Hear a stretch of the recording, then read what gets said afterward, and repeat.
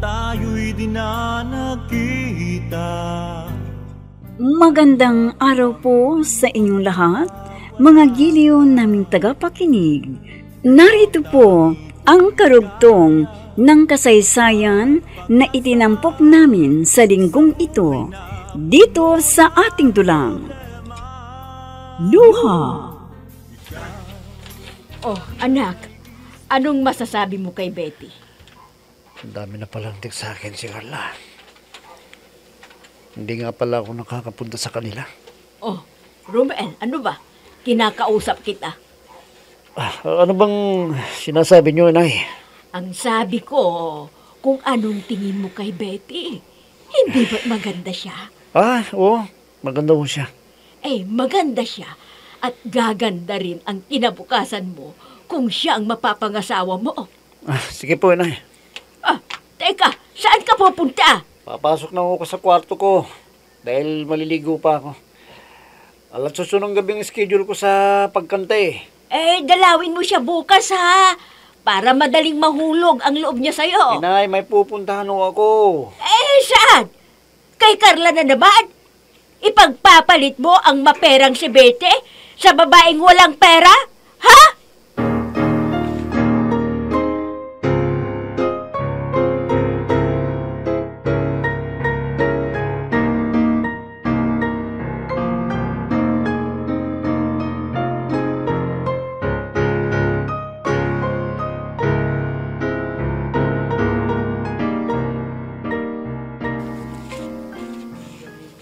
Ano ka ba naman, Itang?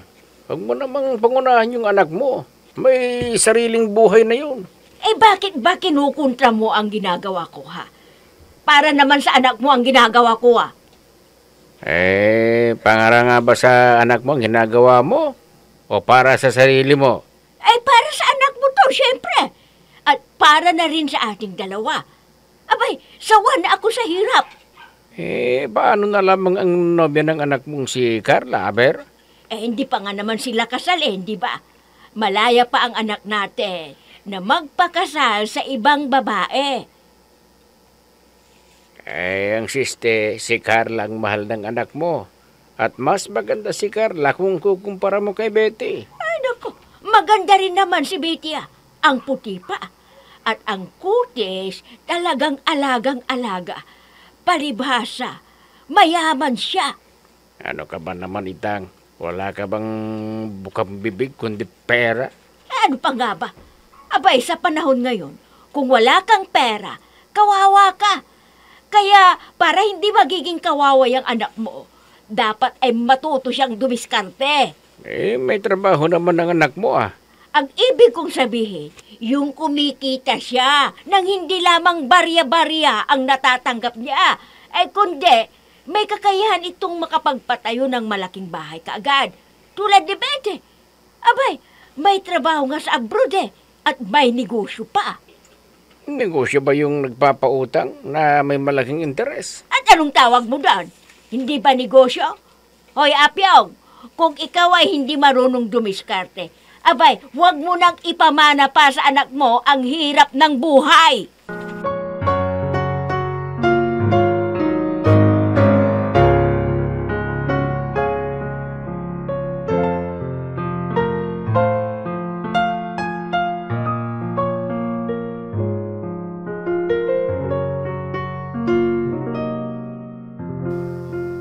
Day off ko ngayon. Nag-message si Numel sa akin. Baka hindi daw makakapunta dito sa bahay dahil busy daw siya.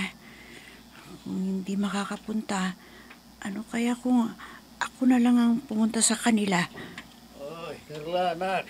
May wala ka bang pasok ngayon, ha? Wala ko, Itay. Kasi Sabado ngayon, kaya wala akong pasok. Teka, aalis ka ba o dito ka lang sa bahay? Dito lang ako siguro sa bahay, Itay, kasi baka pupunta dito si Romel. Alam niyang wala akong pasok ngayon. Ay, nako. Ba'y nadaanan ko silang mag-ina sa bahay ni Torian kanina? Ho? Mag-ina? Sino mag-ina? Sino pa? Di si Romel at yung nanay niya. Ano ang ginagawa nila sa bahay ni Aling Toriang, Itay? May dala-dalang panindang tinapasitan eh. Ba hindi ba't nagtitinda ng tinapang nanay niya? Baka nagpasama ulit si Aling Itang na magtinda ng tinapa, Itay. Malamang. Si Romel naman ang kasakasama nga naman yung naglalako ng tinapa noon eh. Itay, dito lamang kayo sa bahay Kasi halimbawang pupunta dito si Romel, wag ho niyong paalisin. Sabihin niyong hintay niya ako at aalis ako saglit. Ha? Ba saan ka pupunta? Susundin ko po si Romel kina Aling Toriang. Ano? Opo, kasi ilang linggo na kaming hindi nagkikita. Kaya ako na lamang ang makikipagkita sa kanya. Walang tao dito sa bahay, kung gano'n. Pero yayayain ko siya dito sa bahay, Tay. Nagtitinda silang mag-ina eh. Baka hindi mo sila maabutan doon. Okay lang, Itay. Kung sakaling hindi ko siya maabutan, dediretso ako sa bahay nila. Tutal, malapit lang yun sa kanila. Sige po, Itay. Aalis na po ako.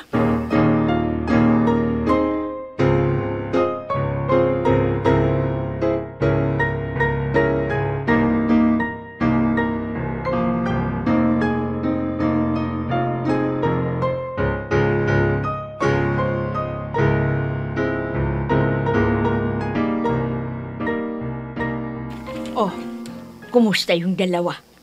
Nag-uusap pa rin ba sa sala? Oo, at dinig na dinig ko. Lalabas yata silang dalawa. Talaga? Oo, ay nako. Matutuloy na yata ang pangarap nating mapaglapit ang damdamin ng dalawa. Ay nako, ako ang masigit na matutuwa niyan kung silang ang dalawa ang magkakatuluyan. Ako rin, dahil kung ako ang tatanungin mo, ay mas gusto ko na rin si Romel dahil kilala ko na siya. Kung ganon, pwede na ba kitang tawaging Balae, ha, Toriang? Oo naman, mula ngayon, Balae na ang tawagan natin sa isa't isa, ha? Ay nako, salamat, Balae. Ay nako, Balae, ako'y aalis muna para maitinda ko tong paninda ko. Sige, Balae. At ako na may aalis para makapag-manicure din ako.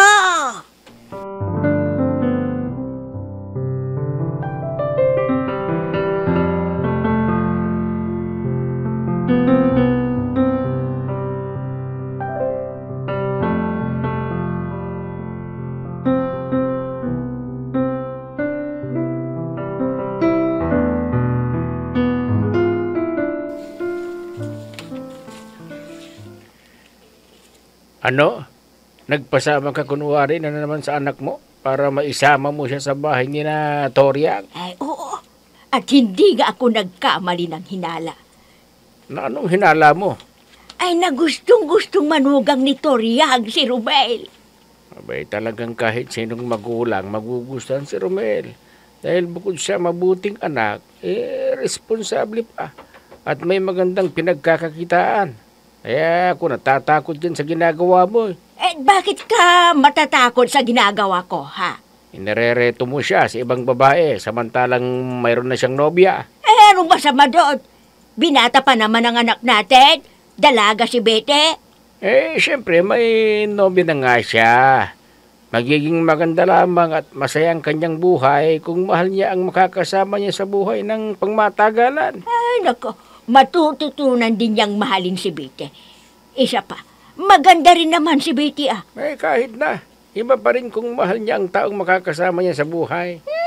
Ang dami-dami mong sinasabi. Bakit ikaw? Hindi rin kita mahal noong una bakit sumaya ang buhay ko ngayon? Kasi nga mabuting tao ako. At madalas ay pinagpapasensyahan ko ang ugali mo. Paano ang anak mo? Ikaw nang nagsabi. Mabuting tao ang anak natin. Kaya alam ko, mapagpapasensyahan din niya ang maliliit na bagay. Tsaka, alam mo ba? Ang ano? Balain na ang tawagan namin, di Balae Toriang. Kaya nararamdaman ko, papalapit ng papalapit ang araw na pinapangarap ko. Ang maikasal ang anak mo sa babaeng mayaman.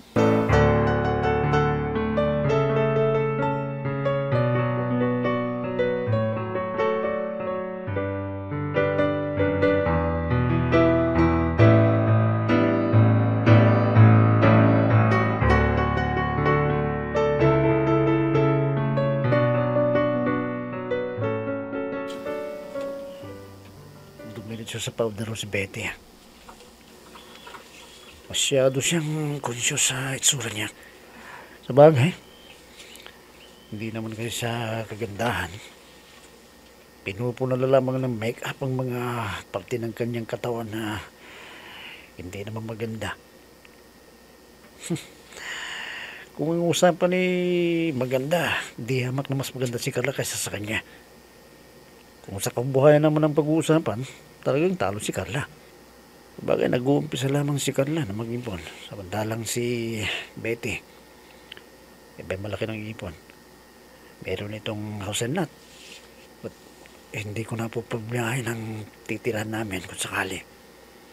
At kung paliho kaming hindi makapagtrabaho, magpapautang pa ito ng malaking interes. At sigurado ako, kahit hindi na ako magtrabaho, mabubuhay ako ng komportable. Hi! Nainip ka ba? Betty, ikaw pala. Halika. Maupo ka.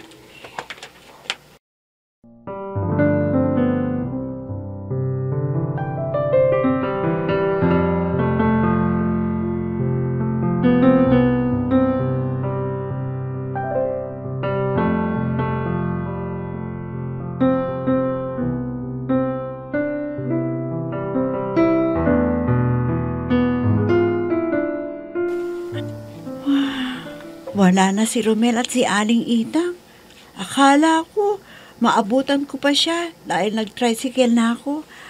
Naglibot na ulit siguro sila para maubos ang paninda nilang tinapa. Saan kaya sila nagtungo? Ha? Kasi napansin kitang nagtungo dito sa bahay namin. Anong... Carla? Ha? Hindi mo na ba ako nakikilala? Si Celso to. Naging kaklase mo sa high school. Celso? Yung loko-loko noon sa klase? Oo, ako nga. Kumusta ka na? Eto, mabuti naman. O ikaw, kumusta ka na? Eto, kahit pa paano. May maipagmamalaki na sa mapapangasawa ko. Naku, lalaking ito, kahit kailan loko-loko pa rin. Teka nga muna, bakit ba dito tayo nag-uusap sa labas? Halika sa loob ng bahay para makapagkwentuhan pa tayo. Dahil sa tagal nating hindi nagkita hindi na natin kilala ang isa't isa. Nag-iisa ka lang.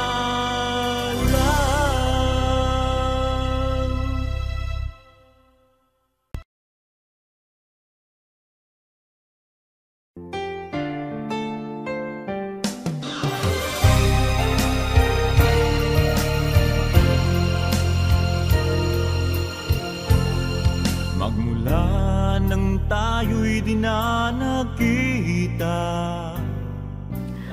Ang sarap din pala ng pagkain dito sa Infernus, ha? Oo.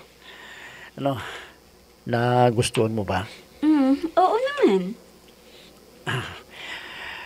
Bagong bukas lang kasing restaurant na to siya nga pala. May nobyo ka na ba? Nobyo? Huwag mong sabihin na wala dahil hindi ako maniniwala. Sabihin nating maraming naliligaw sa akin, pero ayoko sa kanila. Uy, bakit naman? Hindi kasi sila abot sa pamantayan ko Ano bang pumantayan mo sa isang lalaki na gusto mong makasama habang buhay? Gusto ko, tapat sa akin. Yung bang ako lamang ang tanging babaeng tinitingnan niya. Palagay ko sa bagay na yan, pasado siguro ako. Oh, bakit mo naman nasabi yan? Dahil sa ganda mong yan imposibleng titingin pa ako sa iba. Romel? Ikaw lang ang tanging mahal ko sa buong buhay kong ito. Pag-ibig ko'y tanging ikaw lamang, sa puso ko'y nag-iisa ka lang. Oo naman pare. Gusto ko ang niligawan ko ay yung talagang mahal ko. Hindi dahil lamang kinakantyawan mo ako ng barkada. Good boy to pare. Magiging mapalad ang... Saso! Pare, sige ha. Tinatawag ko ng ate ko. Mamaya na lang tayo mag-usap. Saso, ano ba? Oh, bakit?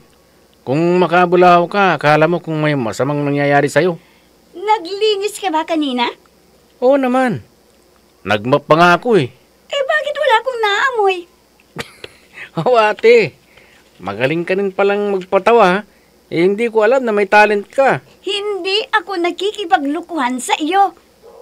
Hindi ka nga ba nakikipaglukuhan sa akin? Ulitin ko ang sinabi mo ha. Bakit wala akong naamoy? Ano ka ba? Nung minsang magprito ako ng tuyo galit na galit ka. At pinapatapon mo pa. Ngayon namang wala kang naamoy magrireklamo ka. At wala kang naamoy. Ano pa talaga? Yung una, galit ako dahil mabaho ang naamoy ko.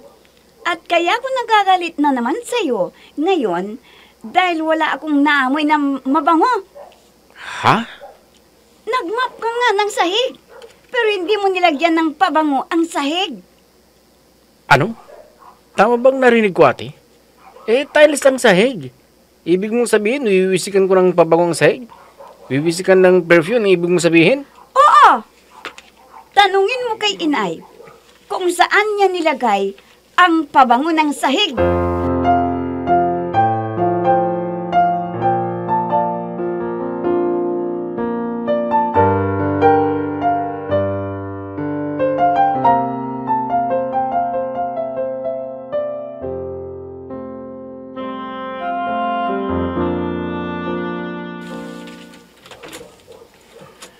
Nandito na ako sa bahay ni Carla. Magpapaalam ko lumari ako kay Carla na aalis ako. Romel, ikaw pala. Salamat. Akala ko hindi ka na naman pupunta dito ngayon. Ano bang nangyari sa'yo? At 2 araw na day off ko, hindi ka pumunta dito. Halika, tuloy ka. Carla, O ano, halika nga muna dito sa loob para makapag-usap tayong mabuti. hindi na. Dahil hindi naman ako magtatagal eh. Bakit? Gusto ko lang siguro sa'yo na kahit anong mangyari, mamahalin kita. Ano ka ba? Ano bang mga pananalitayan? Para kang nagpapaalam. Ang mabuti pa, halika muna dito sa loob. Ngayon ka nga lang ulit pupunta dito sa bahay. Tapos, para ka pang nagmamadali. Carla, may pupuntahan kasi ako eh. Paano? Aalis na ako ha? Ano? Kararating mo lang, alis ka na. Dito ka muna. Tama kaya itong gagawin ko? Bakit parang ayaw kong ituloy ang pamaalam ko? Bakit? Nag-iisa ka lang.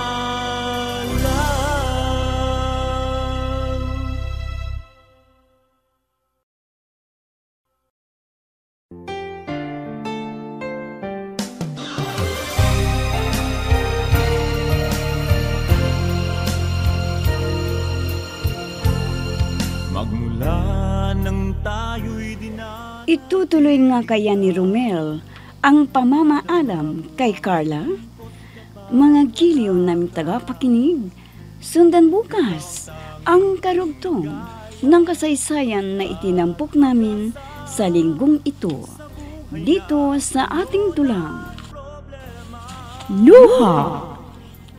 Mga nagbibigay buhay sa ating dula ay sina Mayra Abrehal Narnola, Susan Malikden, Robert De Guzman, Jun Cabato, Emma Dalope, Andrea Solar, Ami Diaz, Jonathan Bravo, at si Oscar Ora.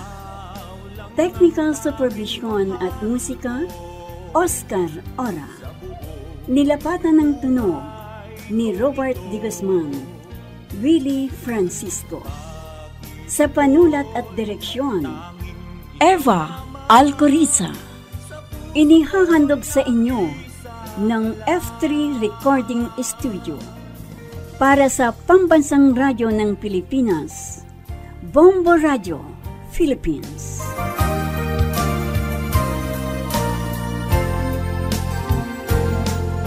Ang naalaala nating di malilimutan, kay sarap ng ating suyuan.